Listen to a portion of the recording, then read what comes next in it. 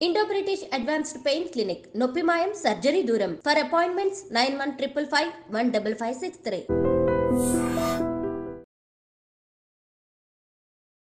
నమస్కారం, welcome to I dream. ధర్మ మార్గం విత్ విజిత కార్యక్రమానికి స్వాగతం.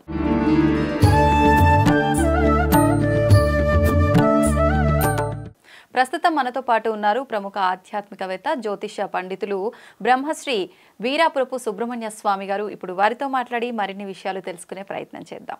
నమస్కారం అండి. గురువు గారు, పెద్దవాళ్ళు చెప్తూ ఉంటారు, కోటి అప్పులున్నా సరే అవి ఎన్నున్నాయి అనేది పక్కన పెట్టు, తినటానికి పూట కూడా గడవని స్థితిలో ఉన్నా సరే నీ ధైర్యాన్ని మాత్రం ఎక్కడ కోల్పోవద్దు, ధైర్యంగా ఉండాలి, అన్ని సర్దుమనుగుతాయి నిదానంగా అని చెప్పంటూ ఉంటారు. నిజంగా ప్రతి అడుగున మనకు ప్రతి కదలికలో పొద్దున్న లేచిన దగ్గర నుంచి పడుకునే వరకు ఏదైనా డబ్బు లేదే గడవదు. అట్లాంటిది మనకు డబ్బు లేకనే అప్పులు చేసాం, అప్పులు అంత కుప్పు ఉంది, తినటానికి ఒక 5 ఏళ్ళు లోపలికి వెళ్ళటానికి సరిగ్గా ఫుడ్ లేదు. ఇటువంటి పరిస్థితుల్లో ధైర్యాన్ని కోల్పోతామే తప్ప అసలు ఈ జీవితమే ఎందుకు అనుకుంటామే తప్ప ధైర్యంగా ఎలా ఉంటామంటారు? అసలు ఏంటి వాళ్ళు చెప్పిన దానికి అర్థం? చాలా మంచి విషయాలే అడిగారు. ఇవన్నీ కూడా మనిషికి మనోధైర్యాన్ని ఇచ్చేటువంటివి. మనోధైర్యం అంటే బ్రతక నేర్చిన వాడు అంటారు కదా. అవును. బ్రతక నేర్చిన వాడు అంటే ఏంటంటే ఒకరు చెప్పాల్సిన అవసరం లేదు, తనంతట తానే ప్రతిదాన్ని అన్వేషించాలి. పుట్టగానే మనిషి పెద్దలు మాట్లాడే మాటలను బట్టి అనుసరిస్తాడు తప్ప సొంతంగా మాట్లాడలేడు. రాను రాను ఎదిగే కొద్దీ 10 మందితో కలిసి మనుషుల్ని చదువుతాడు. ఆ మనుషుల యొక్క మాట తీరు, ఆ మనుషుల యొక్క నడుచుకునే నడవడికను బట్టి ఇతనికి ఆదర్శం అవుతుంది. అంటే మనం కూడా ఇలా చేయాలి అని. అనగా ఇట్లా ప్రతి విషయాలలోనూ మనిషి 10 మందిని అనుసరించి నడుచుకుంటాడు. అలాగే బ్రతకడం కోసం, ఏదైనా సాధించడం కోసం పట్టు వదలని విక్రమార్కుడిలాగా ప్రతిదాన్ని ప్రయత్నం చేయాలి. ప్రతిదాన్ని ప్రయత్నం చేస్తూ పోతూ ఉంటే సాధించిందంటూ ఏదీ ఉండదు. మనం ఈరోజు ప్రయత్నం చేశాము, కాలేదు అని నిరాశ చెందకూడదు. ఇంకొక స్టెప్ పెంచాలి రేపు స్ట్రాంగ్గా. అలాగే 2వ రోజు కాలేదు, అప్పుడు ఇంకా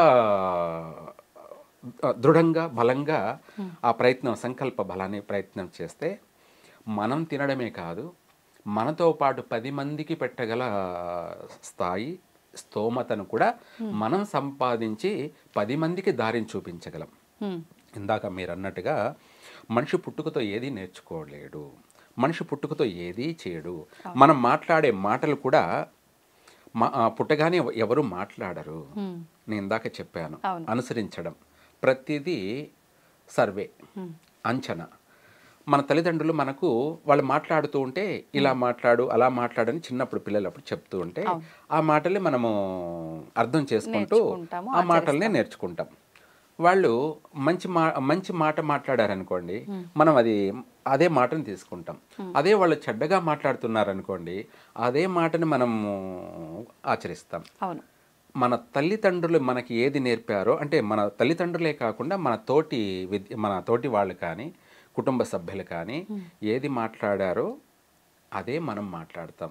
అలాగే మన పక్కన ఎవరైతే పిరికి వాళ్ళు ఉన్నారో మనకు కూడా అదే పిరికి లక్షణాలు అవలంబన వచ్చే అవకాశం ఉంది. మన పక్కన ధైర్యవంతులు ఉంటే మనకు కూడా అంతకంటే రెట్టింపు ధైర్యం వస్తుంది, అయితే ఇవన్నీ కూడా పక్కన పెట్టేస్తే మీరు ఇందాక అన్నట్టు బ్రతుకు తెరువు కోసం మనకు అనాదిగా నుంచి కూడాను ఎవరు పాస్తులు సంపాదించి పెట్టలేదు ఎవరు కూడా. ప్రతి ఒక్కరూ కష్టే పలి అంటే, ఇంకా చెప్పాలంటే నేను చిన్నప్పుడు వాస్తవంగా వస్తువు మార్పిడి ఉండేది. వస్తువు మార్పిడి అంటే ప్రతిదానికి డబ్బులు తీసుకుపోయి కొనేది కాదు. నేను చిన్నప్పుడు సత్తు పైసలు, 10 పైసలు, 5 పైసలు, 10 పైసలు,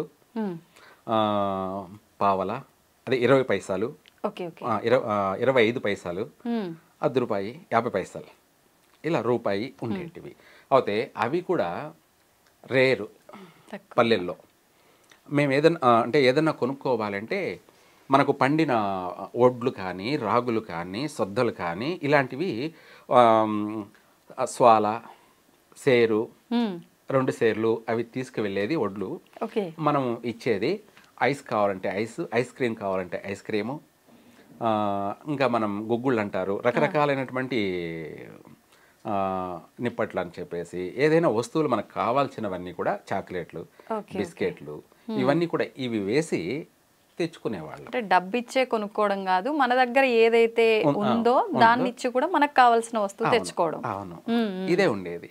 అప్పుడు చిన్నప్పుడు డబ్బులు తెలియదు. ఓకే ఓకే, డబ్బులు తెలియదు. అదే ఆ రోజులే బాగుండేవేమో. మరి చాలా ఆనందంగా ఉండేది. అదే కదా, మనకు కావాల్సినవి పండుతాయి కాబట్టి మనం పండించుకుంటాం కాబట్టి. ఎందుకంటే అప్పుడు చెరువుల కింద పంటలు ఉండేటివి, మనమేమి బోర్లు వేసి మోటార్లు పెట్టి కరెంటు ఇవన్నీ లేవు కదా. కరెంటు ఎప్పుడు వచ్చింది, విద్యుత్ ఎప్పుడు వచ్చింది, బోర్లు ఎప్పుడు వచ్చాయి అనేది మనం ప్రతిదీ సర్వే. అయితే ముందు చెరువులు, ఆ చెరువుల నుంచి మనకు ఒక సంవత్సరంలో 2 పంటలు వస్తాయి. 2 పంటలు అంటే దాదాపు 30 బస్తాలు, ఒక పంటకి 30 బస్తాలు, 20 బస్తాలు ఇలా వచ్చేటివి. సంవత్సరం కల్లా వచ్చేటప్పటికి 30 బస్తాలు పంటకి వేసుకుంటే 60 బస్తాలు వడ్లు వచ్చేటివి. నువ్వు సంవత్సరం తరబడి రోజు ఇంట్లో 20 మంది కాకపోతే 50 మంది తిన్నా తరగదు. అనగా ఇంకా మనకు పంటకు సంబంధించి అదొకటే కాకుండా మిగతా ఎట్సెట్రా అన్నీ కూడా అందుబాటులో దొరికేటివి. అప్పుడు డబ్బులతోనే డబ్బులే జీవితం, డబ్బు లేకపోతే జీవించలేము, డబ్బు లేకపోతే బ్రతకలేము అన్నమాట పొరపాటు. డబ్బు లేకుండా ప్రపంచంలో ప్రతి మానవుడు జీవించవచ్చు. ఇప్పుడు కాదు, ఇప్పుడైనా జీవించవచ్చు. కానీ మనం చేసుకున్న క్రియేటివిటీ ఇది, లేకుండా కూడా జీవించవచ్చు. ఆ రోజులు ప్రతి మనిషిలో మార్పు వస్తే జరుగుతుంది తప్ప ఏ ఒక్కరిలో మార్పు వస్తే జరగదు. అయితే ధనం ఇదం మూలం జగత్. ఇక్కడ మనకు ధనం అనేది లక్ష్మీ నివాసం. ధనం ఉన్నవాడు లక్ష్మీపుత్రుడు. ఏమిటి? లక్ష్మీపుత్రుడు. అలాగే ధైర్యం ఉన్నవాడు కూడా లక్ష్మీపుత్రుడే, ధైర్యలక్ష్మి. బ్రతకడం కోసం నాకు ఇది తెలియదు, నేను ఇది చేయలేను అని అనుకోకూడదు. ధైర్యం ఉన్నవాడు ఏంటంటే చేసేస్తాడు.